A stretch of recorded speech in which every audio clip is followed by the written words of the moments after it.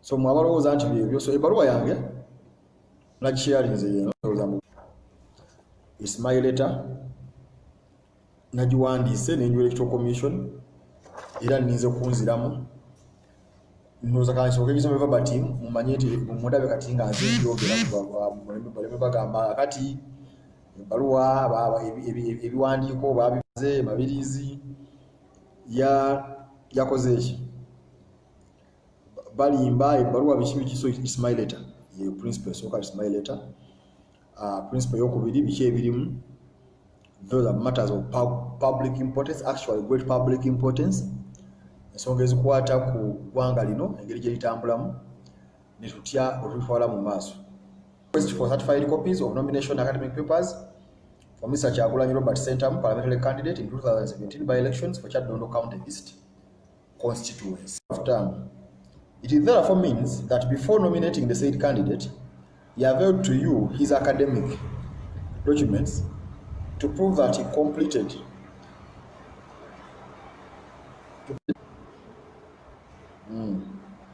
of advanced level standard or its equivalent, certified copies of which I am now applying for pursuant to Article 41 of the Uganda 1995 Constitution and Section 5 of the Access to Information Act 2005.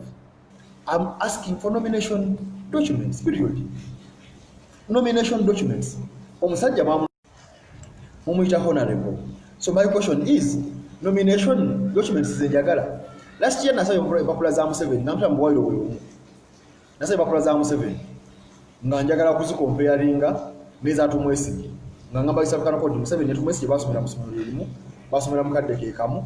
Therefore mwesige yayitayinza kugamba nti asala omusango gwani.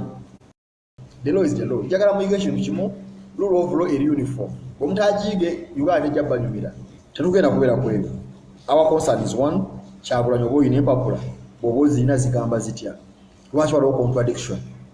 Period. So, Article 41 eri clear. Section gye mbagambye ya Access to Information Act, Section 5 eri clear. So, documents tuzaagala. But simanyi oba ekintu kya president mukimanyi how serious it is. Naddala owazi n'ensi eza Africa nga Uganda. Oba mukyalemedde mu bino musimanyi geto president bw'abula pikiru ya president ayiseewo. These are serious matters. Mbawadde constitution kyegamba. Basically the president alina kuba ki. Mwena mukimanyi president alina okuba ne senior 6. Ekugamba a person is not qualified for election as a president unless that person neekuwa ebintu bisatu. Museveni yakyusaawo bbi. Is a citizen of Uganda by birth. Kyekisooka. Alina kuba citizen of Uganda. Waliwo ne age limit. Ekyokusatu I know qualified member of parliament. Kati kambuze.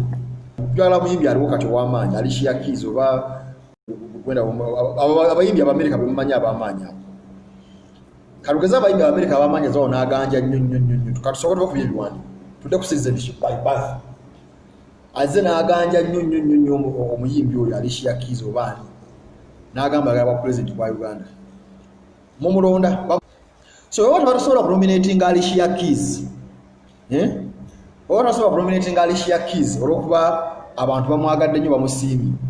Is the same way lwa Kyagulanyi muli okukiza tumubuuze ebiki ebibuuzo ku mpapula ze.